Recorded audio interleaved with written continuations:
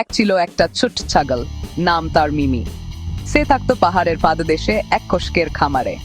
মিমি ছিল খুব দুষ্টু কিন্তু বুদ্ধিমতী।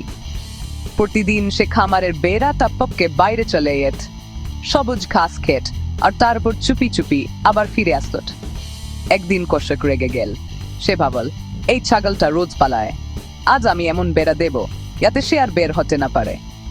সে বড় বড় লোহার জাল দিয়ে বেড়া বানালো, কিন্তু মিমি হাল ছাড়ল না। সে দেখল বেড়ার নিচে এক ছোট্ট ফাঁক আছে। সে ধীরে ধীরে খুঁড়ে সেটাকে বড় করল, তারপর মাথা গালিয়ে বেরিয়ে গেল।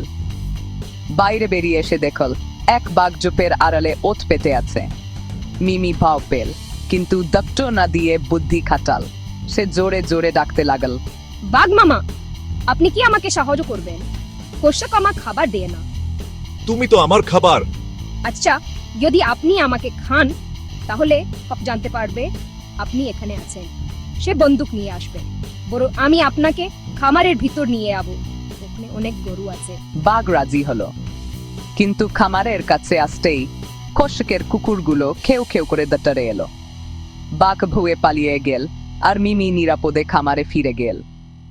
সেদিন থেকে কষক মিমিকে অনেক ভালোবাসতে লাগল, কারণ তার বুদ্ধি খামারকে বাঁচিয়েছিল।